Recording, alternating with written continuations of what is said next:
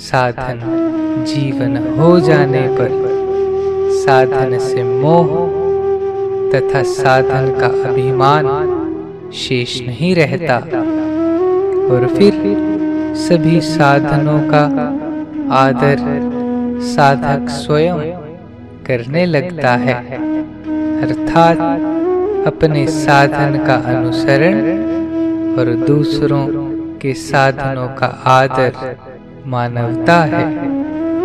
अपने साधन के प्रति मोह और दूसरों के साधन की निंदा अमानवता है।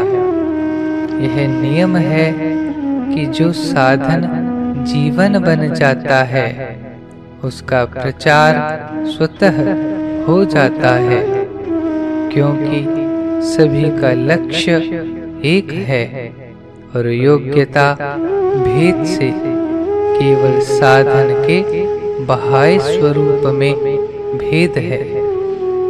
सत्पुरुषों ने साधन का निर्माण किया है और उस साधन पद्धति द्वारा समाज की सेवा भी की है, परंतु उन्होंने अपनी साधना के आधार पर कोई दल अथवा मत नहीं बनाया है। दलों और मतों को तो उनके पीछे चलने वालों ने अपने देहाभिमान के वशीभूत होकर जन्म दिया है। मानव जीवन तत्व जिज्ञासा तथा श्रद्धा का समूह है। तत्व जिज्ञासा हमें सत्य की खोज करने के लिए विवश करती है और श्रद्धा खोज किए हुए सत्य पर अपने का न्यौछावर करने की प्रेरणा देती है। श्रद्धा ने उस सत्य को अनंत अलौकिक दिव्य गुणों से विभूषित पाया और जिज्ञासा ने सभी गुणों से अतीत में अपने को विलीन किया।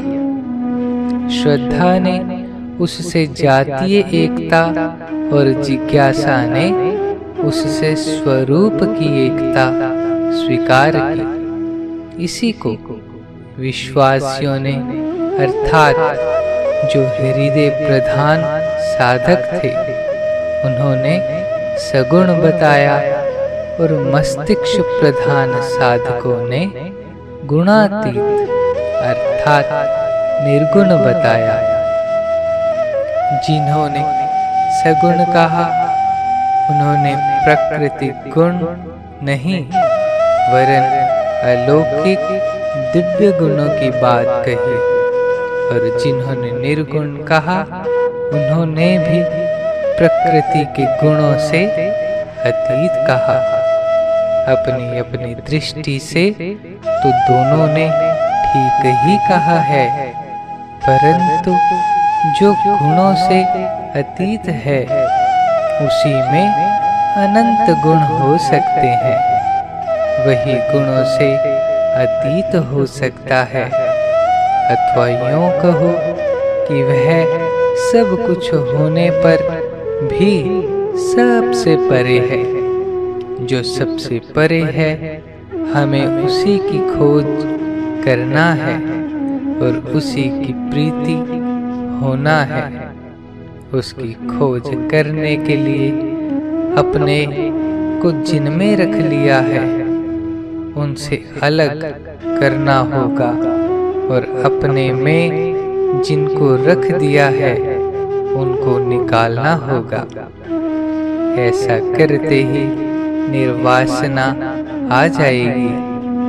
वासनाओं का अंत होते ही जिसकी खोज थी उससे एकता हो जाएगी और समस्त जीवन उसकी प्रीति बन जाएगा। प्रीति से परिपूर्ण जीवन रसमय जीवन है। यह नियम है कि नीरसता तथा खिन्नता मिटते ही राग द्वेष सदा के लिए विदा हो जाएंगे। उनके विदा होते ही परस्पर स्नेह की एकता का संचार होगा और फिर व्यक्तिगत जीवन समाज के अधिकारों में विलीन हो जाएगा। समाज के अधिकार सुरक्षित होने से सुंदर समाज का निर्माण स्वतः हो जाएगा और अनंत की प्रीति बन जाने से अपना कल्याण भी हो जाएगा। स्नेह की एकता अपने अधिकार के त्याग और दूसरे के अधिकार की रक्षा का पाठ पढ़ाती है।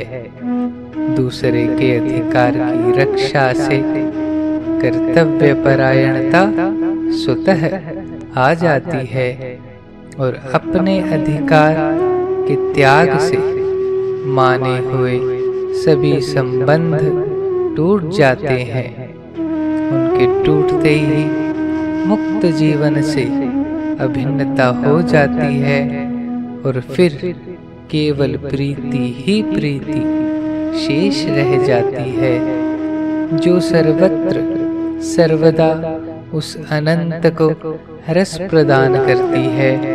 अथवा यूं कहो कि अनंत को प्रेमी बना देती है। यह नियम है कि प्रेम के आदान प्रदान में नित्य नव रस की उत्तरोत्तर वृद्धि ही होती है, अर्थात जीवन अखंड अनंत रस से परिपूर्ण हो जाता है, जो मानव की मांग है।